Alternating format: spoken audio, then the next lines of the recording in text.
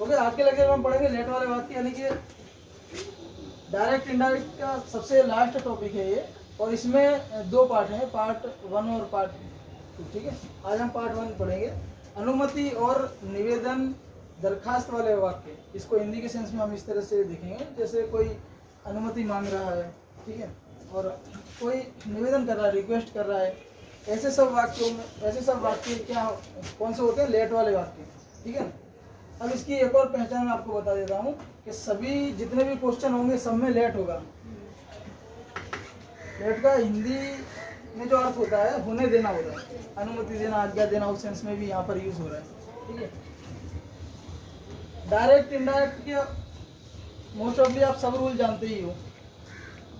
यहाँ पर वो सभी रूल लगेंगे जो हम चेंजेस करते थे, वो तो चेंजेस होंगे, सिर्फ इतना ध्यान रखना है इसमें। देखो, इन वाक्यों में सामान्यतः अनुमति मांगी जाती है या फिर निवेदन किया जाता है। ठीक है ना, परमिशन वाले वाक्य होते हैं। यह वाक्य अगेंस्ट वाक्य यानी लेट वाले वाक्य होते हैं। ठीक है ना, देखो, सेड टू के बदले रिक्वेस्टेड, आस्क्ड, टोल्ड, ये रखा जाता है। उसके अलावा एक और चीज ध्यान में रखनी है कि जैसे आपने पहले सीख चुके हो कि भाव के अनुसार हम सेड टू को बदलते थे, तो इसमें वो भी होता है। ठीक है ना, भाव के अनुसार भी सेड टू को बदला जाता है। सेंटेंस में जहां पहले दैट लगाते थे, बाद में फिर इफ लगाना शुरू किया क्वेश्चन वाले में, उसी जगह पर यानी रिपोर्टिंग स्पीच को जो हम जोड़ते हैं, किससे जोड़ना है? टू से जोड़ना है। दूसरा पॉइंट। तीसरा पॉइंट है, लेट के बदले कभी कभी अलाउ या परमिट का भी उपयोग होता है। जैसे कोई परमिशन मांग रहा है और सामने वाले ने परमिशन दे दी, तो वहां पर लेट के बदले अलाउ या परमिट का उपयोग कर देंगे। ठीक है, और कभी कभार किसी केस में होता है।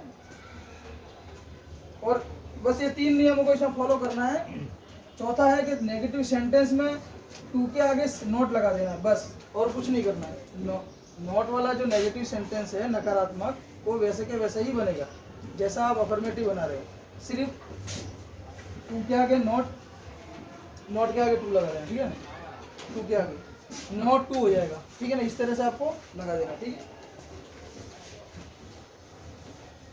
और डोंट, डिड, ऐसे सब वाक्य हट जाएंगे, आपको पता ही। देखो, हम एक एग्जांपल समझ लेते हैं तो और भी आसान हो जाएगा। The boy said to the teacher, let us play for half an hour. बच्चे, the boy said to teacher, said to the teacher, बच्चे किससे बोल रहे हैं? टीचर से। Let us play for half an hour, ये हमारे साथ खेलने चलो आधे घंटे के लिए। ठीक है, आधे घंटे के लिए खेलने चलो, ऐसा बच्चे किससे बोल रहे हैं? टीचर से। तो एक तरह से क्या कर रहे हैं? रिक्वेस्ट कर रहे हैं। ठीक है ना, विनती कर रहे हैं।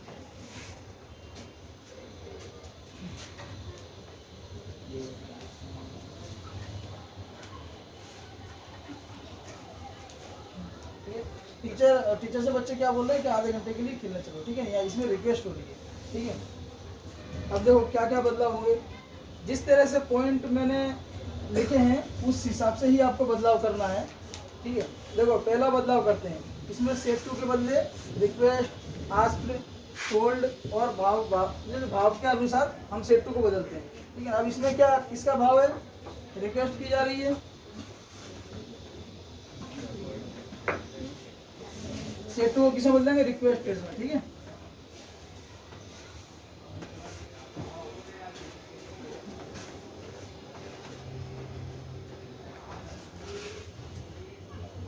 रिपोर्टिंग स्पीच का भाग बदलते हैं, उसके पहले सिर्फ सेड टू को ही बदला जाता है। मैंने आपको बता दिया, और कोई चीज बदलती नहीं। अब दूसरा पॉइंट आया।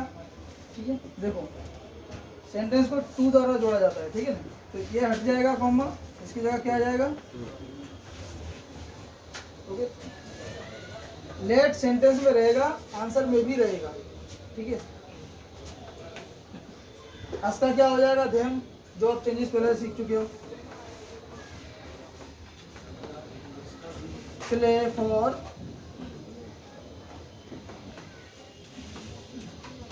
हाफ एन आवर, बस, पीछे तो जो अन्य शब्द है वैसे के वैसे ही आएगा। हो गया है आंसर, एकदम सिंपल है। ठीक है, हम एक दूसरा एग्जांपल देख लेते हैं। और भी सरल करने के लिए। चलो, the principal said to the class teacher don't let them go early. Principal said to class teacher, किससे बोल रहे हैं? क्लास टीचर से बोल रहे हैं। Don't let them go early, कि लेट मत करो, जल्दी जाओ। ठीक है, अब इस सेंटेंस में किसका भाव आ रहा है? रिक्वेस्ट है क्या, ऑर्डर है, या फिर इंस्ट्रक्शन दे रहे हैं, क्या क्या है? प्रिंसिपल हमेशा सूचना ही देते हैं, ठीक है ना। इसमें टीचर को प्रिंसिपल द्वारा सूचना दी जा रही है, ठीक है ना, निर्देश दिया जा रहा है। इसको आदेश नहीं बोलेंगे, आदेश और निर्देश में आप फर्क समझ लो, ठीक है ना। जैसे पिछले एग्जाम्पल में बताया था कि मास्टर ने सर्वेंट को क्या बोला, गेट आउट, तो वो क्या हो गया, ऑर्डर हो गया, ये निर्देश है, ठीक है। निर्देश दे रहा है ना कि भाई देर मत करो, जल्दी जाओ, वो निर्देश हो गया। जब प्रिंसिपल, इस तरह से भाव के अनुसार रख देना है, लेकिन ज्यादातर तो यही आते हैं, ठीक है ना। रिक्वेस्टेड, आस्क्ड, टोल्ड, सिंपल लगे आपको सेंटेंस तो वहां टोल्ड लगा देना। सेड टू किसमें बदल जाएगा, इंस्ट्रक्टेड, ठीक है।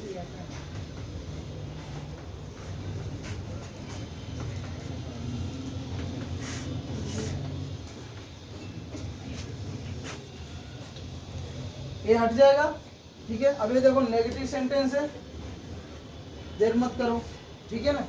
नेगेटिव सेंटेंस का क्या सॉल्यूशन, देखो नेगेटिव सेंटेंस में टू के आगे नोट लगा देना है बस। यहाँ जब टू लग रहा था तो टू के आगे नोट लगा देना है, नोट टू हो जाएगा। ये तो निकल ही जाएगा, डोंट डिड ऐसा कुछ होगा, ठीक है।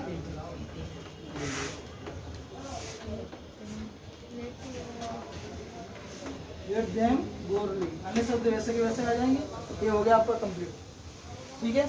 एकदम सिंपल है। देखो सबसे पहले पहचान क्या होगी इसकी, क्या हर एक सेंटेंस में लेट होगा, ये होगा ही होगा, ठीक है।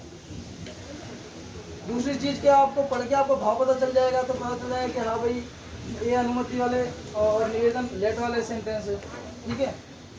उसमें क्या क्या बदलाव करना है, सेड टू के बदले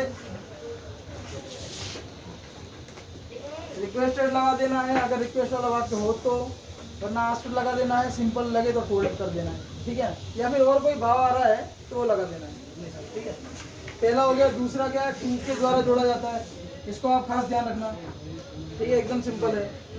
तीसरा, लेट के बदले कभी कभी अलाउ या परमिट का उपयोग होता है। जैसे सेंटेंस में किसी ने परमिशन दे दी, ठीक है ना, तो उसके आंसर में जब लेट आया तो उसकी जगह पर, जैसे यहाँ पर आंसर में लेट आया ना, तो इसकी जगह पर क्या अलाउ या परमिट हो जाएगी, तो मैंने उसको परमिशन दे दी, ठीक है। चौथा, नेगेटिव, अगर इस तरह का कोई नेगेटिव सेंटेंस है तो सिर्फ टू के आगे नोट लगा देना है बस, और कुछ नहीं करना है, जो हमने नीचे लगा दिया, ठीक है। तो ये सब दो तीन है, तीन ही सिर्फ चेंजेस हैं, ठीक है। बाकी आप सब नियमों से पहले से परिचित हो, ठीक है। तो बहुत ही आसान है, इसका पार्ट भी हम नेक्स्ट लेक्चर में सीखेंगे, ठीक है। सब नोट कर दें।